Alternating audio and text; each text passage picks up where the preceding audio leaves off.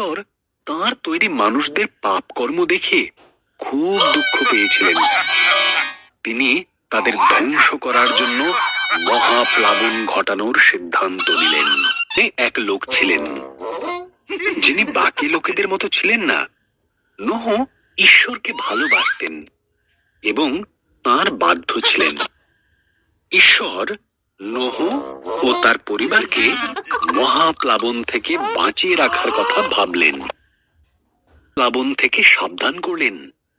তিনি নোহকে একটি বিশাল বড় জাহাজ তৈরি করতে বললেন, যার নিচু ছাদ থাকবে, 3টি তলা, 1টি জানালা ও 1টি দরজা থাকবে।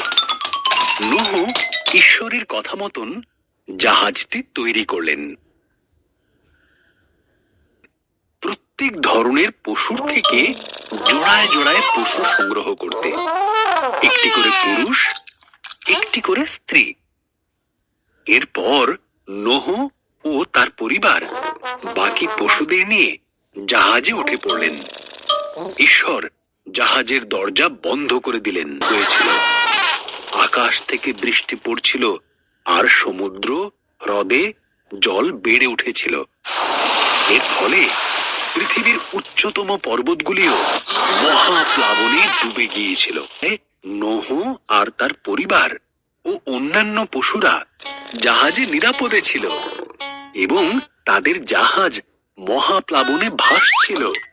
ঈশ্বর এক মুহূর্তের জন্য নোহর কথা ভোলেননি।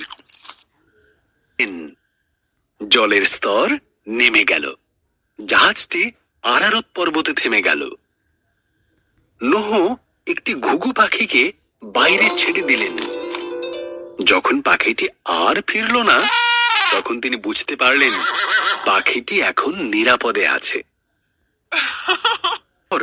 ঈশ্বর তাদেরকে জাহাজ থেকে বেরিয়ে আসতে বললেন।